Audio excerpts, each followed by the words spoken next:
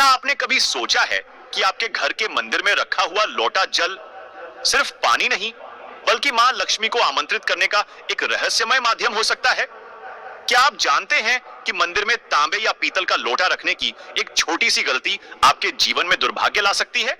और क्या आपको यह पता है कि दीपक में रुई की बात ही नहीं, बल्कि कुछ और जलाने से पितृदोष और काल सर्प दोष जैसे संकट भी दूर हो सकते हैं? आज का वीडियो आपके जीवन की दिशा बदल सकता है, क्योंकि हम बात करने जा रहे हैं उन गुप्त और अदृश्य शक्तियों की जो आपके मंदिर के एक लोटे, एक दीपक और एक जल की बूंद से जुड़ी हुई हैं। ये सिर्फ पूजा नहीं, ये है एक ऐसा रहस्य जो आपके घर को रोग, दरिद्रता और नकारात्मकता से मुक्त कर सकता है। अगर आप इस वीडियो को बीच में छोड़ देंगे तो हो सकता है आप एक ऐसा उपाय जानने से चूक जाएं जो आपके जीवन को चमत्कारी ढंग से बदल सकता है। यह वीडियो केवल जानकारी नहीं है, यह है एक अदृश्य विरासत जो पीढ़ियों से चली आ रही है और आज आपके द्वार पर दस्तक दे रही है। तो आइए शुरू करते हैं आज का दिव्य रहस्य। आज हम बताएंगे कि मंदिर में रखा हुआ लौटा जल क्यों इतना महत्वपूर्ण है और उसे किस सही तरीके से उपयोग में लाना चाहिए। साथ ही हम यह भी जानेंगे कि मंदिर में लौटा किस धातु का होना चाहिए, क्या पीतल, तांबा या कुछ और। कई लोग इस बारे में अनजाने में गलतियां कर देते हैं और बाद में उन्हें पछताना पड़ता है। इस वीडियो में हम आपको बताएंगे कि इन गलतियों से कैसे बचे, क्योंकि इससे नुकसान हो सकता है। मंदिर में एक लोटा जल हमेशा सही तरीके से रखना चाहिए। अब बात करते हैं घर के दीपक की। क्या आपको तांबे, लोहे, पीतल, कांसे, स्टील या मिट्टी का दीपक रखना चाहिए?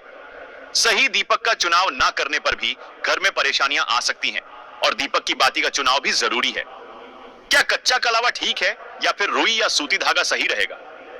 इन छोटी छोटी बातों की अनदेखी से पितृदोष, क्षण दोष, काल सर्प दोष या गरीबी जैसी समस्याएं हो सकती हैं।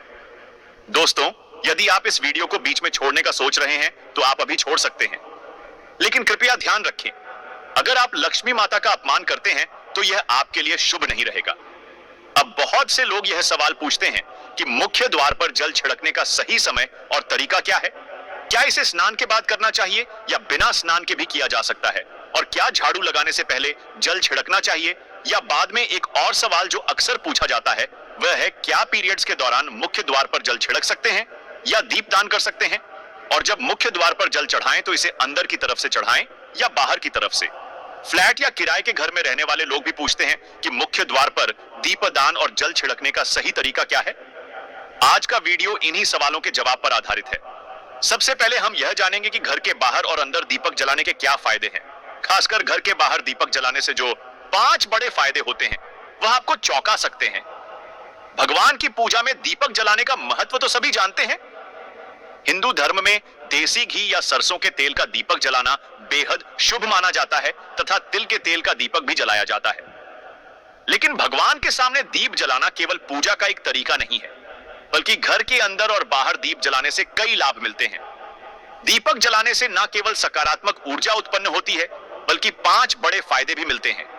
तो आइए जानते हैं। नंबर 1, पृथ्वी से अंधकार दूर होता है। घर में दीपक जलाने से न केवल घर का अंधकार दूर होता है, बल्कि यह नकारात्मक ऊर्जा को भी घर से बाहर कर देता है। जहां दीपक जलता है वहां सकारात्मक ऊर्जा का वास होता है। स्वाभाविक है कि जहां सकारात्मक ऊर्जा होगी वहां भगवान का भी वास होगा। इसीलिए शाम होने से पहले दीपक जलाना शुभ माना जाता है। तेल से जलने वाले दीपक का असर उसके बुझने के बाद भी आधे घंटे तक बना रहता है, जबकि शुद्ध देसी घी का दीपक वातावरण को करीब 4 घंटे तक सकारात्मक रखता है। नंबर 2, दीपक जलाने का वैज्ञानिक लाभ। जब घर में शुद्ध घी या सरसों के तेल का दीपक जलता है तो उसके धुएं से घर के माहौल में सात्विकता आती है। यह धुआं हानिकारक कणों को नष्ट करता है और वातावरण को शुद्ध बनाता है। नंबर 3, सुख समृद्धि का वास। जिस घर में भगवान के सामने दीप जलाया जाता है वहां माता लक्ष्मी की कृपा बनी रहती है। ऐसे घर में सुख समृद्धि का वास होता है। दीपक को पूर्व दिशा में रखने से व्यक्ति दीर्घायु होता है और उत्तर दिशा में रखने से धन संपन्नता बढ़ती है। दीपक न केवल घर के अंधकार को दूर करता है, बल्कि हमारे जीव को भी प्रकाश की ओर ले जाता है। नंबर 4, बीमारियों को दूर भगाने में मदद। घर में दीपक जलाने से बीमारियां आसपास नहीं भटकती। परिवार के सभी सदस्यों को स्वास्थ्य लाभ मिलता है। खासकर अगर दीपक के साथ एक लौंग भी जला दी जाए तो इसका असर 2 गुना हो जाता है। यह त्वचा संबंधी बीमारियों को दूर करने में मदद करता है। नंबर 5, शुभ शक्तियों को आकर्षित करना। सनातन धर्म के अनुसार जिस घर में सुबह शाम दीप जलाया जाता है वहां कभी अंधकार नहीं होता। ऐसा घर शुभ शक्तियों को आकर्षित करता है। जलता हुआ दीपक शुभ शक्तियों को चुंबक की तरह खींचता है, जो घर के लिए अत्यंत लाभकारी होता है। तो दोस्तों, अब जानते हैं कि मुख्य द्वार पर जल छिड़कने का सही समय और विधि क्या है। अगर आप मुख्य द्वार पर जल चढ़ाते हैं तो आपको यह ध्यान रखना है कि जल को रात में सोने से पहले एक पात्र में भरकर रखना चाहिए।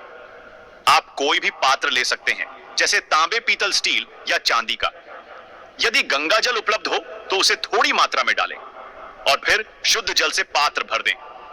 अगर गंगा जल नहीं है तो केवल शुद्ध जल भी पर्याप्त है। इस जल से भरे पात्र को अपने घर की रसोई में रख दीजिए।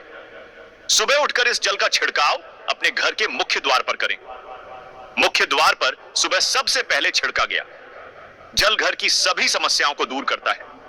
यदि आप नकारात्मक ऊर्जा, मानसिक परेशानी, आर्थिक तंगी या वास्तु दोष से परेशान हैं, तो यह उपाय आपकी मदद करेगा। रसोई में रखा जल मुख्य द्वार पर छिड़कने से आपके घर की परेशानियां समाप्त हो सकती हैं। यह उपाय न केवल वास्तु दोष और पितृदोष को समाप्त करता है, बल्कि तंत्र मंत्र या बुरी नजर के प्रभाव को भी खत्म करने में सहायक है।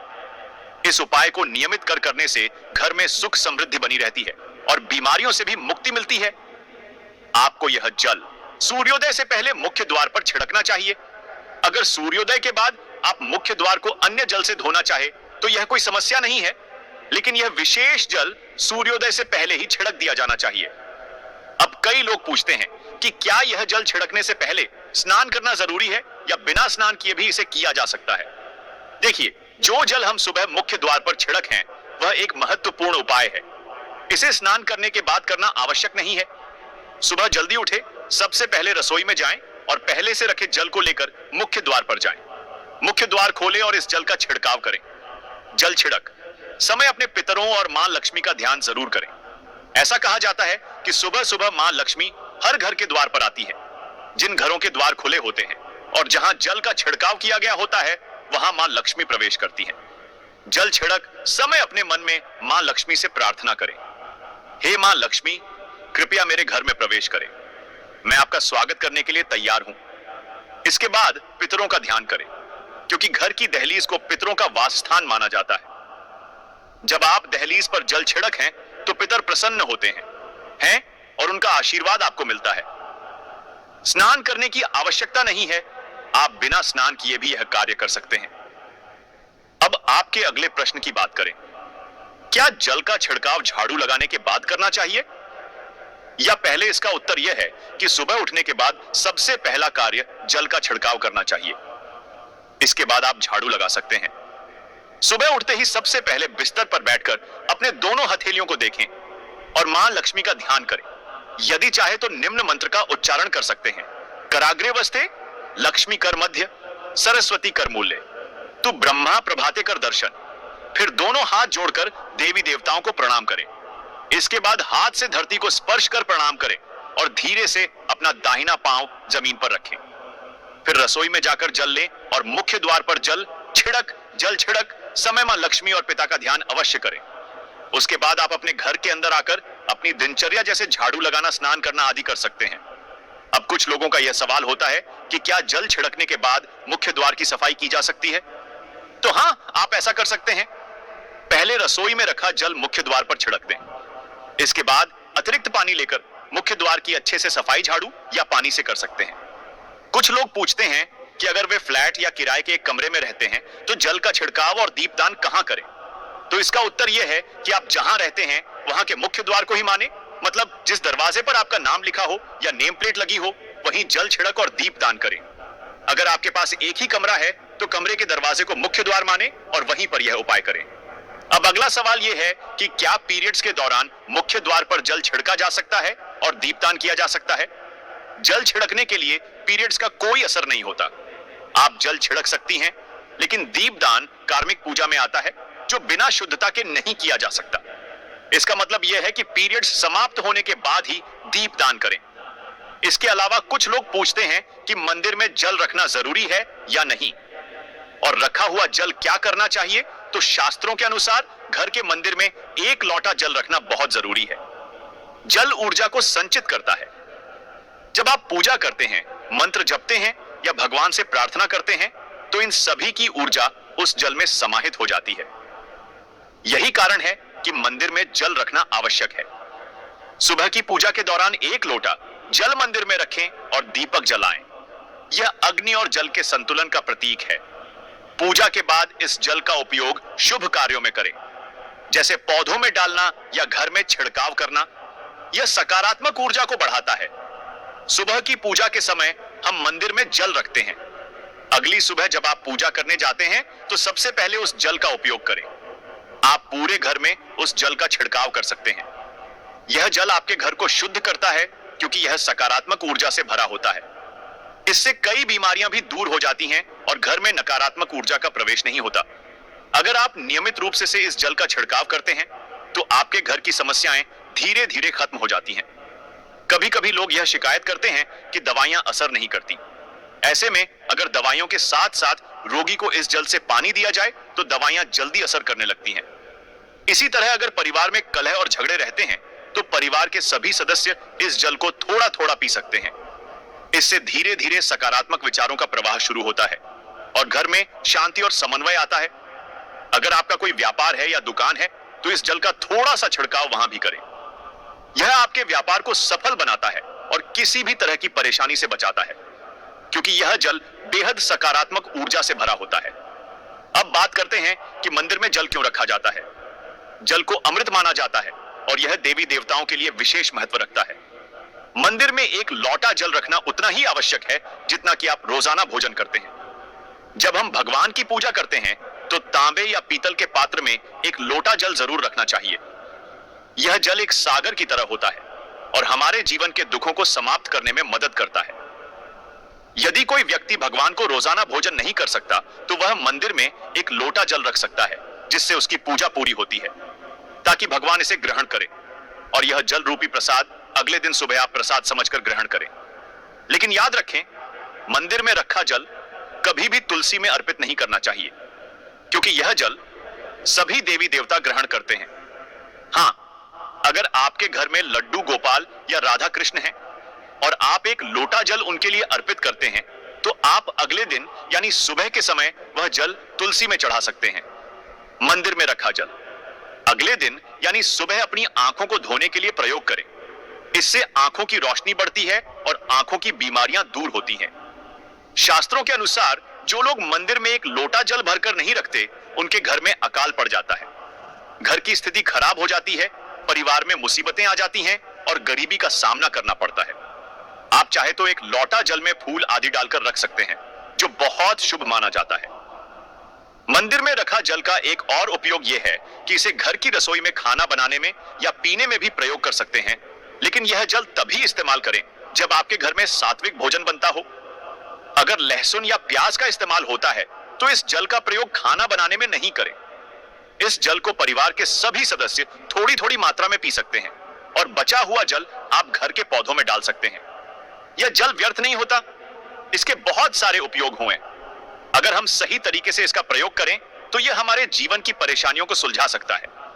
मंत्रों से अभिमंत्रित जल बहुत शक्तिशाली होता है और हमारे घर के मंदिर में रखा जल देवताओं का आशीर्वाद होता है, क्योंकि वह हमेशा देवताओं के पास होता है। इस जल में सभी सकारात्मक शक्तियां समाहित होती हैं और अगर हम इसका सही प्रयोग करें तो यह हमारे जीवन में सकारात्मक परिवर्तन ला सकता है। मतलब आप जल को पी खाना बनाने, घर में छिड़काव करने में इस्तेमाल करते हैं तो इससे हमारी समस्याओं का समाधान होता है। और अगर कोई भी कार्य नियमित तौर पर किया जाता है तो हमें उसका लाभ जरूर मिलता है। कभी कभी करेंगे तो उतना लाभ दिखाई नहीं देगा, लेकिन अगर आप नियम बना ले कि हर रोज उसी जल से घर में छिड़काव करना है, घर के हर व्यक्ति को थोड़ा थोड़ा पीने के लिए देना है, बचा हुआ जल पौधों में डालना है, दुकान पर छिड़कना है, व्यापारिक स्थल पर छिड़काव करना है, बच्चों की किताबों और तिजोरी में छिड़काव करना है, तो आपको निश्चित ही चमत्कार देखने को मिलेगा। इसी तरह से जो रसोई में रखा हुआ जल होता है, उसका छिलका आप अपने घर के मुख्य द्वार पर रखें तो इसका लाभ बहुत जल्दी दिखाई देगा। लेकिन इसे अपने रूटीन में शामिल करना होगा और प्रतिदिन नियम से यह कार्य करना होगा, तभी आपको लाभ मिलेगा। कई लोगों के सवाल होते हैं कि मंदिर में रखा जल जब हम अगले दिन उठाते हैं तो उसमें कभी कभी कीड़े मकोड़े पड़ जाते हैं, तो क्या हम उसे ढक सकते हैं? हां, आप उसे पूजा के बाद किसी प्लेट या कटोरी से ढक सकते हैं। जब आप अगले दिन उस जल को उठाएंगे तो वह बिल्कुल शुद्ध और साफ सुथरा होगा। आप इस जल का प्रयोग किसी भी कार्य में कर सकते हैं। जब भी आप घर के मुख्य द्वार पर जल छिड़काव करें तो गणेश जी का मन ओम गणपत नमः जरूर बोले, और जो हमने आपको वीडियो में बताया है उसे ध्यान से समझकर अपने घर के मुख्य द्वार पर जल का छिड़काव करें। अब जानते हैं कि दीपक किस पदार्थ का होना चाहिए, लोहे का, तांबे का, पीतल का, कांसे का, स्टील का या मिट्टी का। आखिर घर में कौन सा दीपक रखना शुभ माना जाता है? अगर गलती से भी घर में गलत पदार्थ का दीपक रखा है तो पूरा घर अस्त व्यस्त हो जाएगा, कंगाल हो जाएगा और बर्बाद हो जाएगा। देखिए, स्टील के दीपक में पूजा करने से घर में शनि को नाराज किया जाता है। लोहे के दीपक से भी पूजा नहीं करनी चाहिए क्योंकि इससे घर में गरीबी आ जाती है। बाजार में लुभाने के लिए कांच के दीपक भी आ गए हैं, लेकिन बिल्कुल भी गलती से भी घर में कांच का दीपक न लाएं, नहीं तो राहु केतु आपके घर में आ सकते हैं और घर बर्बाद हो सकता है। कांच का दीपक शनि और राहु को नाराज करता है। तांबे का, पीतल का और मिट्टी का दीपक धन की देवी लक्ष्मी को आकर्षित करता है। घर में कोई भी अन्य प्रकार का दीपक लाना सही नहीं माना जाता। पीतल और मिट्टी के दीपक को शुभ और मंगलकारी माना जाता है क्योंकि यह शनि और राहु केतु को प्रसन्न रखता है, साथ ही मंगल ग्रह का भी असर कम करता है। कच्चा कलवा और रुई से जलने वाला दीपक सर्वोत्तम होता है। जो लोग सूती धागे से हाथ पर बांधने वाली बाती तैयार करते हैं उनके घर में समस्याएं और गरीबी आ सकती है। रुई और कच्चा कलवा का दीपक ही शुभ माना जाता है। अब जानते हैं मंदिर में घंटी क्यों बजाई जाती है। शंकर के मंदिर में घंटी बजाने का उद्देश्य क्या है? ताली क्यों बजाई जाती है? शास्त्रों के अनुसार जब भी आप मंदिर या घर में घंटी बजाते हैं तो शिव महापुराण, लिंग पुराण और विष्णु पुराण में कहा गया है कि घंटी का नाद करते ही जितने तीर्थ हैं, साधक जो साधना कर रहे हैं, जप और तप हो रहे हैं, जितने दान किए जा रहे हैं, उन सभी पुण्यों का फल उस समय आपके खाते में जमा हो जाता है। अब मंदिर में ताली बजाने का महत्व भी समझे। जब लोग भजन कर रहे होते हैं, साधना में होते हैं, अभिषेक कर रहे होते हैं या पूजा में व्यस्त होते हैं तो 3 बार ताली बजाने से उनका पूरा पुण्य हमारे खाते में आ जाता है, जिससे हमारा भाग्य उज्जवल हो जाता है। एक महत्वपूर्ण बात यह है कि घर में गरुड़ घंटी का नाद कर बेहद शुभ माना जाता है, मगर बच्चों को खेल के तौर पर घंटी नहीं दी जाती क्योंकि घंटी का नाद करते समय सभी का पुण्य हमारे खाते में आ जाता है। इसीलिए घंटी का नाद केवल पूजा और भजन के समय ही करना चाहिए, इसे खेल खिलौने के रूप में ना ले। मंदिर में घंटी बजाने का तरीका भी महत्वपूर्ण है। यह हमेशा प्रेम और श्रद्धा से बजानी चाहिए, न कि जोर जोर से। कई बार लोग मंदिर का पट बंद होने के बाद भी घंटी बजा देते हैं, जिससे पाप लगता है। अगर भगवान मंदिर में विश्राम कर रहे हैं तो उस समय घंटी बजाना गौर पाप माना जाता है। मंदिर बंद होने पर घंटी को रस्सी से बांध दिया जाता है ताकि वह ना बजे। घंटी बजाने का सबसे शुभ समय सुबह 4 बजे से लेकर 11 बजे तक होता है क्योंकि यह समय अत्यंत मंगलकारी होता है। इसके अलावा शाम 6 बजे से रात 11 बजे से पहले भी घंटी बजाई जा सकती है। रात 12 बजे के बाद मंदिर के पट बंद कर दी जाते हैं और देवी देवता विश्राम करते हैं। इस समय घंटी बजाना पुण्य के बजाय पाप का कारण बन सकता है। दोस्तों, आज की जानकारी आपको कैसी लगी? कृपया कमेंट करके हमें बताएं। अगर आप माता लक्ष्मी का सम्मान करते हैं तो एक लाइक जरूर करें और हमारे चैनल